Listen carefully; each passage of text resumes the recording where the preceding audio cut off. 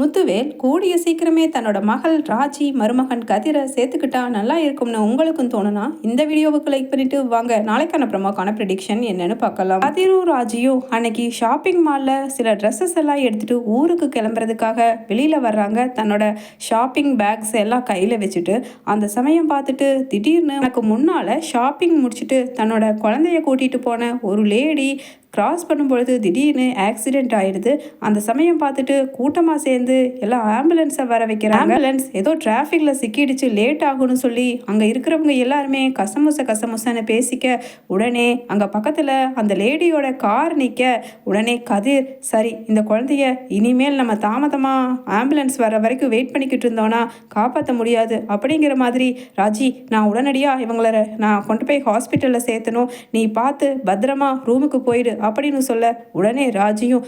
சரி கதிர் நீ சீக்கிரமா பத்திரமா போய் இந்த குழந்தைய முதல்ல சேர்த்திடு அப்படின்னு சொல்லிட்டு அங்க ராஜியும் நிக்கிறாங்க. அதே சமயம் கதிர் அவசரமா அந்த குழந்தைய கூட்டிட்டு போய் ஹாஸ்பிட்டல்ல அட்மிட் பண்ண போறாரு. அந்த ரூமுக்கு கிளம்பின ராஜியோ அந்த குழந்தை பாவம் எவ்வளவு கஷ்டப்பட்டிருக்கும், இவ்வளவு ரத்தம் ப்ளீடிங் ஆயிருக்கு, ஐயோயோ நினைச்சு பார்த்தாவே கடவுளே இப்படியெல்லாம் ஒரு கொடுமை யாருக்குமே நடக்கக்கூடாது அப்படிங்கிற மாதிரி சோகமா நடந்துக்கிட்டு போய்கிட்டு இருக்காங்க. அந்த சமயம் பார்த்துட்டு ஒரு 4-5 பேர் அப்படியே ராஜியை அப்படியே வாயை பொத்தி இழுத்துட்டு போய் காருக்குள்ளே ஏற்றிடுறாங்க. அதே சமயம் கதிர் சுத்தமாக அந்த குழந்தைய எப்படியாவது காப்பாற்றணும் அப்படிங்கிற ஒரே டார்கெட்டில் ஹாஸ்பிட்டல் போய்கிட்டு இருக்க இங்கே ராஜியை வலுக்கட்டாயமாக காரில் ஏற்றின நபர்கள் ராஜி தன்னோட ஃபோனை எடுத்து கதிருக்கு ஃபோன் பண்ண முயற்சி செய்கிறாங்க. அப்போ ஃபோனை பிடுங்கி ஸ்விட்ச் ஆஃப் பண்ணிவிட்டு அதில் இருக்கிற சிம் கார்டையும் கழட்டிடுறாங்க. அதே சமயம் ஹாஸ்பிட்டல் போய் குழந்தை சேஃப்டியாக இருக்குன்னு சொன்ன உடனே அவங்க பேரண்ட்ஸ் அண்ட் ரிலேட்டிவ்ஸ் எல்லாம் வந்ததுக்கு அப்புறமா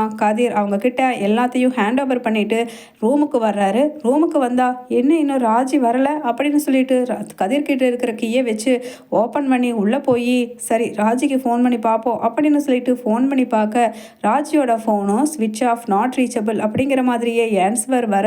உடனே கதிர் கொஞ்ச நேரத்தில் ரொம்ப பதட்டம் ஆயிடுறாரு. என்ன ராஜிக்கு ஒருவேளை இது புது ஊர் சென்னைங்கிறதால வழி தெரியாமல் தவறாக்கி இது எங்கேயாவது போயிருப்பாளா, ஐயையோ அந்த அளவுக்கு அவளுக்கு வழி தெரியாமல் இருக்கிறதுக்கு வாய்ப்பே இல்லையே, நம்ம தான் 2 வாட்டி கூட்டிகிட்டு போயிட்டு வந்தோமே இந்த 2 நாளில், அவள் எனக்கு வழி சொல்லக்கூடிய அளவுக்கு அவளுக்கு தெரிஞ்சிருந்துச்சு, எங்கே போயிருப்பா அப்படிங்கிற மாதிரி மறுபடியும் தன்னோட ஃபோனை எடுத்து கால் பண்ணி பார்க்குறாரு கதிர் ராஜிக்கு. ராஜி ஃபோனை அட்டன் பண்ணவே இல்லை. அதே சமயம் அங்கே ராஜியை ஏற்றிட்டு போன நபர்கள் ஃபோன் பண்ணி பாஸ் நீங்கள் சொன்ன பொண்ணை கடத்திட்டோம், நீங்கள் ஃபோட்டோ அனுப்பிச்சி வச்ச பொண்ணு தானே பக்காவாக கடத்தி இப்போ நம்ம குடோனுக்கு தான் ஏற்றிட்டு போய்கிட்டு இருக்கோம் அப்படின்னு சொல்ல இங்கே ராஜியோ கையும் காலையும் உதறி தப்பிக்க பார்க்குறாங்க. ஆனால் அங்கே பக்கத்தில் இருக்கிற அடியாட்கள் எல்லாருமே ராஜியை வலுக்கட்டாயமாக அமுக்க அமைதியாக ராஜி என்ன பண்ணுறதுன்னு தெரியாமல் உட்காந்துருக்காங்க. அதே சமயம் கதிர் சரி நம்ம இதை பற்றி என்ன பண்ணுறதுன்னு தெரியல, போலீஸில் கம்ப்ளைண்ட் கொடுக்கலாமா அப்படிங்கிற மாதிரி பதட்டத்தில் இந்த புது ஊரில் அவள் எங்கே போனான்னு தெரியலையே அப்படின்னு சொல்லிக்கிட்டு இருக்கவே சரவணன் ஃபோன் பண்ணுறாரு. என்னடா கதிர் எப்படி போயிட்டுருக்கு, இன்னைக்கு காலையில் கிளம்பி வந்துடுவேன்னு சொன்னேன் அப்படின்னு சொல்லிட்டு சரவணன் கேட்க உடனே அண்ணன் 11 மணி சென்னையிலேருந்து கிளம்பிடலான்னு நினச்சோன்னே அதுக்குள்ளே நாம் நினச்சது ஒன்றா இருக்க நடந்தது ஒன்றா இருக்குது, ராஜியை காணோன்னே அப்படின்னு சொல்லிட்டு பரபரப்பாக பதட்டத்தோட கதிரும் சொல்ல ஆப்போசிட்டில் பேசின சரவணனும் ரொம்ப ஒரு மாதிரி பதட்டம் ஆயிடுறாரு. என்னடா கதிர் சொல்கிற, ராஜியை காணமா, ஐயோ நீ என்னடா பண்ணுவே இப்போ அப்படின்னு சொல்ல அண்ணன் இப்போ தானே போலீஸ் ஸ்டேஷனில் போய் கம்ப்ளைண்ட் கொடுத்துட்டு வந்திருக்க, அவங்க மொபைல் நெட்வொர்க்கும் கரெக்டாக கிடைக்கல, சிக்னல் எங்கே இருக்காங்கன்னு தெரியலன்னு சொல்லி தேடிக்கிட்டு தான் இருக்கோம், எல்லா ஸ்டேஷன்லேயும் சொல்லியிருக்கோன்னு சொல்லி இப்போ தானே சொன்னாங்க அப்படின்னு சொல்லிட்டு அப்படியே அங்கே பெட்டில் உட்காந்து ராஜி நினைவாக ரொம்பவுமே டல்லாகி இருக்காரு. உடனே சரவணனோ டேய் நானும் செந்திலும் வேணும் நான் கிளம்பி வரட்டுமாடா சென்னைக்கு அப்படின்னு சொல்கிறாங்க. உடனே அங்கே கதிர் அண்ணன் வேண்டாண்ணே நீங்கள் கிளம்பி வந்தீங்கன்னா நிச்சயமாக அப்பா அம்மா எல்லாருமே என்னமோ ஏதோன்னு சொல்லி பயந்து ரொம்ப டென்ஷன் ஆகிடுவாங்க, பார்த்துக்கிறேன் நானே அப்படின்னு சொல்ல உடனே சரவணன் இல்லைடா எப்படிரா இப்படி ஒரு சூழ்நிலையில் அதுவும் அந்த பிள்ளைய காணும்னு சொல்கிற, என்னடா இது, சரி நான் இப்போவே செந்திலுக்கு கூப்பிட்டு வரேன் அப்படின்னு சொல்லிட்டு பேசிக்கிட்டு இருக்கவே அப்போ பழனிவேல் பாட்டு பாடிக்கிட்டே வர்றாரு. என்னடா மாப்பிள்ள என்ன எப்போ தான் வரானா இந்த கதிரும் ராஜியும், 2-3 நாள் ஆச்சு, அப்பத்தாவும் போன பசங்களை இன்னும் காணுன்னு சொல்லிட்டு ரொம்ப व्यसனத்தோட தான் இருக்குது அப்படின்னு சொல்ல சரவணன் பழனிவேல் கிட்ட சொல்கிறாரு.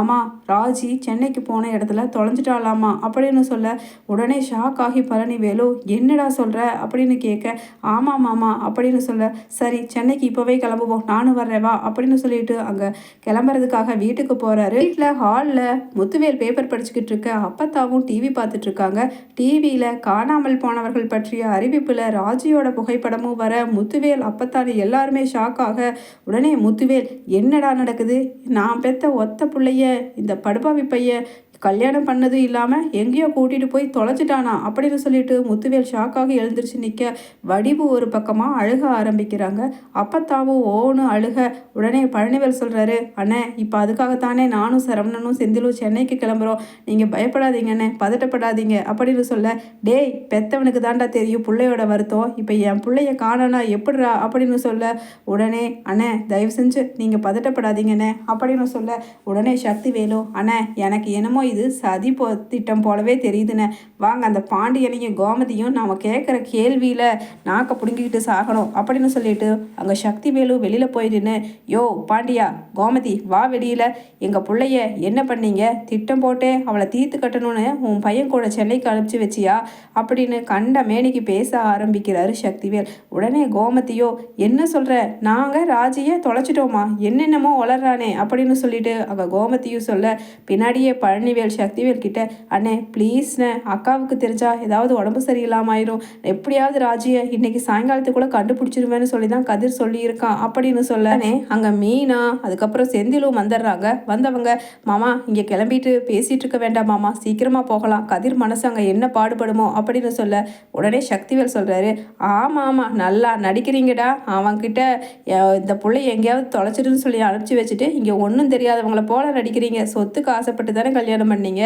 ராஜி செத்துட்டாலும் அவளோட சொத்து கதிருக்கு கிடைக்கும், அவன் மூலியத்தில் நீங்கள் அண்ணன் எல்லாருமே உபயோகப்படுத்திக்கலான்னு என்னென்னமா பிளான் போட்டிருக்கிறீங்கன்னு சொல்லி கொஞ்சம் கூட ராஜியை காணுங்கிற கவலை இல்லாமல் வேணும்னே எப்போ பேசுறதுக்கு சான்ஸ் கிடைக்கும் அப்படிங்கிற மாதிரி சக்திவேல் பேசிக்கிட்டு இருக்க உடனே அங்கே பக்கத்தில் நிற்கிற மீனா இதை பாருங்க ஏதாவது வாயில் வந்துடும் ஒழுங்கா மரியாதையாக போயிருங்க அப்படின்னு சொல்ல அதுக்குள்ளே கதிர்கிட்ட இருந்து ஃபோன் வருது. இங்கே முத்துவேலு அழுதுகிட்டு இருக்காரு என் பிள்ளைய காணோன்னு. அப்போ மீனாக்கு ஃபோன் பண்ணி கதிர் சொல்கிறாரு அண்ணி ராஜி கிடைச்சிட்டா அண்ணி, அண்ணனுங்களெல்லாம் வர வேண்டாம்னு சொல்லிடுங்க அண்ணி அப்படின்னு சொல்ல உடனே மீனா சொல்கிறாங்க கிடைச்சிட்டானா யாரு கதிர் ராஜியை கடத்துறது அப்படின்னு சொல்ல அண்ணி அவங்க கடத்தின அந்த ஷாப்பிங்க்கு பக்கத்தில் இருந்து சிசிடிவி கேமராவை கண்டுபிடிச்சு ஆராய்ச்சி பார்த்ததுல அந்த குமரவேல் தான் இந்த வேலையை பண்ணியிருக்கான் அப்படின்னு சொல்ல உடனே பக்கத்தில் நிற்கிற ராஜி பிடிங்கி சொல்கிறாங்க அழுதுகிட்டே அக்கா அந்த குமார் ஆள் வச்சு என்னை கடத்தியிருக்காங்க்கா, அவன் போட்டிருந்த அந்த சென்ட்டு பர்ஃப்யூமை வச்சே நான் கண்டுபிடிச்சிட்டேன் அப்படின்னு சொல்லிட்டு ராஜியும் சொல்ல உடனே பக்கத்தில் சக்திவேல் நின்றுட்டுருக்காரு. அப்போ முத்துவேல் சொல்கிறாரு டே இப்போ தெரியுதுடா யார் சதி திட்டம் போட்டு என் பிள்ளைய கடத்தினதுன்னு, அப்போ இத்தனை நாளாக நானும் என் பிள்ளையும் சேரக்கூடாதுன்னு சொல்லி உள்குத்து வேலை பார்த்தது நீயும் உன் பிள்ளையும் தானே, என்ன சொத்து எல்லாம் உன் பிள்ளைக்கே சேரணும்னு ஏன்டா இந்த கொலவரி பிடிச்சி கடைசியில் என் பிள்ளைய கொல்ற அளவுக்கு போயிட்டு இட படுபாவி அப்படின்னு தான் காலில் போட்டிருக்கிற செருப்பை கலட்டி அடிக்கிறாரு முத்துவேல் சக்திவேலை. அதே சமயம் கோமதியும் வீட்டில் கிடக்கிற விளக்குமாரை எடுத்துகிட்டு வந்து ஏண்டா என் பிள்ளைய வாடா சதிகாரன் கொலைக்காரன்னு சொன்னேன், நீ தான்டா சதிகார கொலைகார அப்படின்னு சொல்லிட்டு அங்கே அடிக்க போகிறாங்க. அப்பத்தா பழனிவேல் எல்லாருமே சக்திவேல் முகத்தில் காரி துப்பிட்டு நீயும் ஒரு மனுஷனா, உன்னை என் வயதில் தான் பெத்தனா அப்படின்ட்டு போகிறாங்க உள்ள.